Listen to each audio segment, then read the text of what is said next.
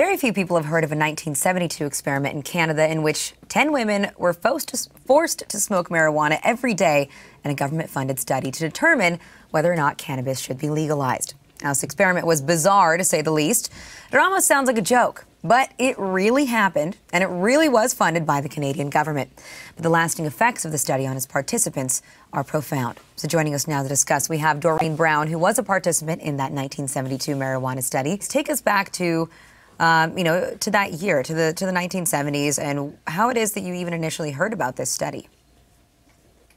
In the 70s, early 70s, a lot of people were doing a lot of drugs. And marijuana, as is now, was a big issue. The Addiction Research Foundation advertised that they were putting on a marijuana experiment. It was run through funded by the provincial government. And I heard about it actually through someone I worked with. It was a very last-minute thing. And I just thought, why not? I'm going to try it. And I put my name in. Apparently, there were about 3,000 women that did apply to this. And I got in. They set it up. It was like room and board. There was labor. We had to weave belts for money. We received $2.50 a belt. They did have to pass an inspection. They had to quality control. And as we were doing this, we did have to pay for room and board. Every time we took a shower, we ate food, we listened to music, we had to pay for everything. And again, in retrospect, it was a surreal situation. And at night, every night at a certain time, we had to smoke 2 joints. They were brought to us on the small restaurant trays where you receive your bill. And there were 2 joints. We had to smoke them by ourselves. We couldn't pass them around. And they would check to make sure the roach was smoked right as much as you could. So again, that's an unreal situation in itself. The THC content was controlled. It was increased gradually.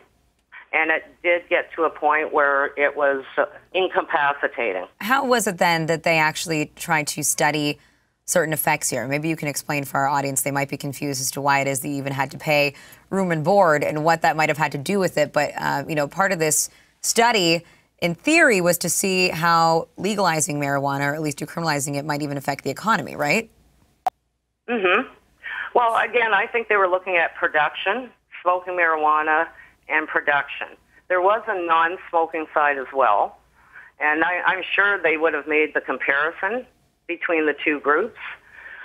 So they were, again, increasing the dosages, and they were looking at our productivity. They were writing down everything we did as well. Every half hour, they'd write down what you were doing, if you were sleeping, if you were going to the bathroom, whatever. Everything was written down. We had blood tests taken. We had a lot of blood tests taken. We actually received a letter when we left about the track marks in our arms. It wasn't worded that way, but that was what it meant. And we had EEGs, ECGs, urine tests, you name it. Physically, we had psychological testing as well.